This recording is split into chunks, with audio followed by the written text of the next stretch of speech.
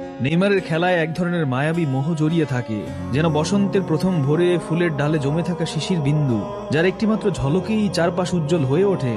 তার প্রতিটি ড্রিবল শিলার উপর বয়ে যাওয়া নদীর মতো সাবলীল, তার প্রতিটি ছন্দপতন রোদ্দুরে মিশে যাওয়া স্নিগ্ধ ছায়ার মতো। যখন সে বল পায়ে এগিয়ে যায়, মনে হয় যেন দিগন্তজোড়া হলুদ ও সর্ষে ক্ষেতের মধ্যে এক উন্মাতাল মৌমাছির উড়াউড়ি। তার পায়ের কারুকাজ পাহাড়ি নদীর মতো, একবার বয়ে গেলে পাথরকেও মসৃণ করে তোলে। তার প্রতিটি পাস, প্রতিটি ফিনিশিং শরতের শেষ বিকেলে পাখিদের ঘরে ফেরার মতো স্বাভাবিক ও সুন্দর। নেইমার এক শৈল্পিক বিভ্রম, যার প্রতিটি ছোঁয়া কাঠগোলাপের কোমল সৌরভের মতো, যার প্রতিটি দৃষ্টি হেমন্তের মায়াবী গোধূলির মতো।